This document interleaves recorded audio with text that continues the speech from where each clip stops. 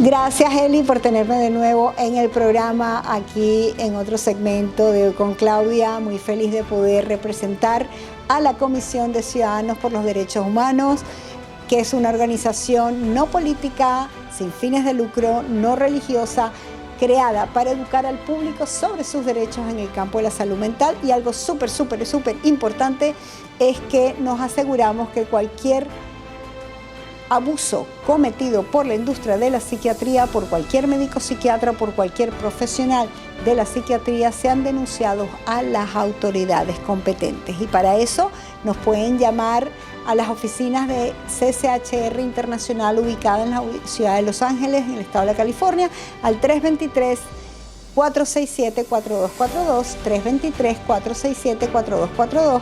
Y si está aquí en el estado de la Florida, nos puede llamar al 1-800-782-2878. ¿De qué les voy a hablar hoy? Pues aquí estoy en el Museo de la Industria de la Muerte, que está ubicado, particularmente estamos ubicados en el estado de la Florida, de los cuales vamos a dar a conocer todos los paneles y usted va a saber todo respecto a la industria de la psiquiatría desde sus inicios hasta el día de hoy. Las cosas que se han hecho, las atrocidades que se han cometido, lo que se ha hecho en nombre de la salud mental. Y valga decir que la Comisión de Ciudadanos por los Derechos Humanos fue fundada en el año 1969 por el psiquiatra, el doctor Thomas Szasz, y por la Iglesia de Scientology para defender, cuidar y proteger los derechos de los ciudadanos con respecto al tema de la salud mental. Bueno, sin mayor preámbulos, aquí les invito a que nos visiten y se adentren dentro del museo, que es la industria de la muerte del Museo de CCHR aquí en Florida.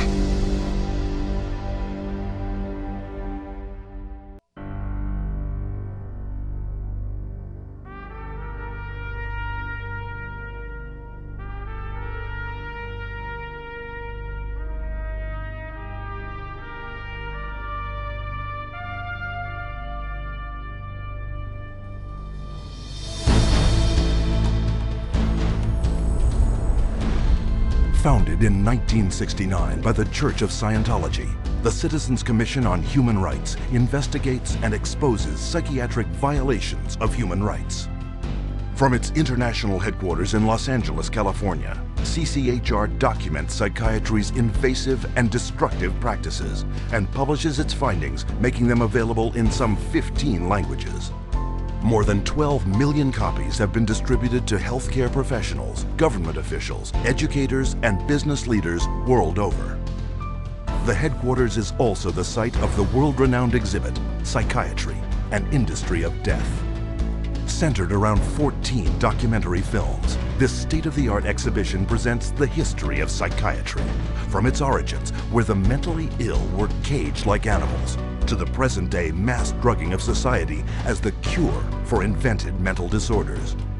Traveling versions of the exhibit visit hundreds of cities across 5 continents, opening the way for hundreds of thousands to discover for themselves the dark truth behind psychiatry.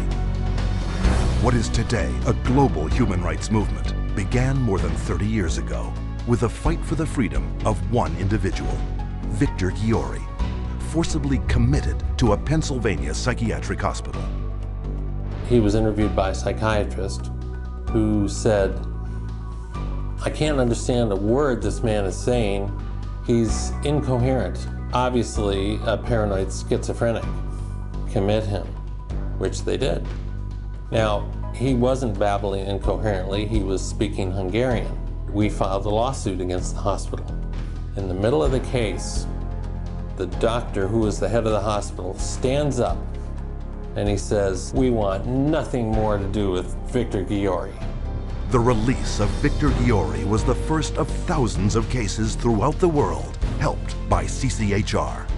CCHR challenged involuntary commitment laws throughout the United States and internationally, and what we found was that people were being incarcerated without any legal rights. They had no right to an attorney. They could be drugged, shocked, lobotomized without their consent. Example, Australia, 1977. where CCHR exposed a psychiatric practice called deep sleep treatment. Patients were being knocked unconscious with a cocktail of barbiturates and other psychiatric drugs, and they were being subjected to electroshock treatment daily, sometimes twice daily, without their knowledge. Deep sleep treatment had led to 48 deaths. It was CCHR that investigated it, exposed it, and fought for over a decade until deep sleep treatment was banned. In South Africa, CCHR exposed psychiatric camps where mental patients were kept and brutalized and then farmed out as slave labor. In Italy, CCHR worked with legislators and the media, conducting raids on psychiatric hospitals, the conditions of which were barbaric, and CCHR got them shut down. In Japan, CCHR exposed the financial crimes of psychiatrists and hospitals that were defrauding the government and taxpayers. The guilty were tried and the hospitals put out of business. And in the United States, CCHR uncovered a billion-dollar fraud in the nation's largest chain of private mental health facilities. 600 federal agents conducted raids across 20 states. Dozens of prosecutions ensued. Millions of dollars in fines imposed, and the entire chain of corrupt hospitals was permanently closed. And behind many public warnings you see today about psychiatric drugs is CCHR.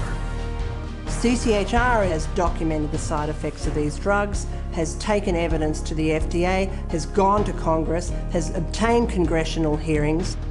It took 13 years before the FDA finally admitted that those drugs can cause suicide and issued black box warnings. We got 9 state laws passed. Following that, it was the introduction of the Child Medication Safety Act in 2004. Over a 3-year period, due to the efforts of CCHR and others, there have been more than 60 government warnings exposing the dangers of psychiatric drugs. People do have problems in life. Sometimes they can be very serious. But the last thing you want to do is hurt them, and that's what psychiatric treatment does. There are alternatives. There are treatments and methods that will actually help people without the violence of drugs and electroshock. And they're economical as well. And that is a threat to a vested interest that is making billions of dollars from psychiatric drugs every year. History has shown that virtually every workable treatment, every one that has been available for the seriously mentally disturbed, people who actually need help, has been suppressed or shut down by the vested interests of psychiatry and the pharmaceutical industry. The public's largely been getting their information from the industry that benefits on putting them on psychiatric drugs. It's an advertising campaign. It's not science, it's marketing. CCHR is causing things to change by being champions for a growing number of well-intentioned people who are risking their professional careers to speak up against the abuses of psychiatry.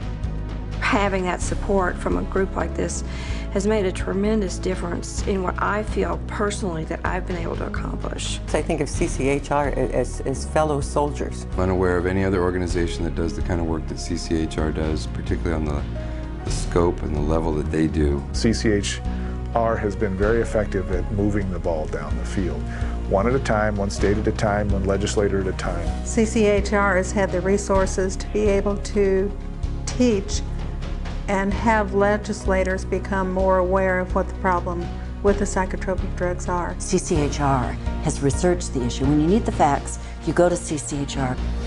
Today, CCHR has over 250 chapters in dozens of countries around the world. Wherever and whenever psychiatrists abuse human rights, CCHR takes its message to the streets. From the United States to Japan, and from Canada to the United Kingdom, prominent members of CCHR lead marches to secure the protection and freedom from psychiatric abuse for everyone. It's essential that CCHR does their job and gets the support to do their job, because the extent to which they do, the whole vehicle that's out of control about psychiatry gets to be contained and gets to be eliminated. It scares me to think if this doesn't happen. I've seen up close what it's like. It scares the daylights out of me. You have 100,000 people electroshocked every year. You have 17 million children worldwide taking mind-altering drugs. You have people being involuntarily committed every 75 seconds, and it's all under the guise of mental health. The only way that you are going to get humane treatment into the mental health system is to take psychiatry and the vested interests out of the picture. And only then will you see people truly obtaining mental health. You have two choices. Either you pretend you knew nothing about it, or you do something about it. With knowledge comes responsibility. That's why we're here. That's why people are joining forces with CCHR. Thousands from every faith and walk of life have already joined. CCHR investigates and exposes psychiatric violations of human rights, and will continue to do so until psychiatry's abusive and coercive practices cease and human rights and dignity are returned to all. Your help is needed. Join us in the fight.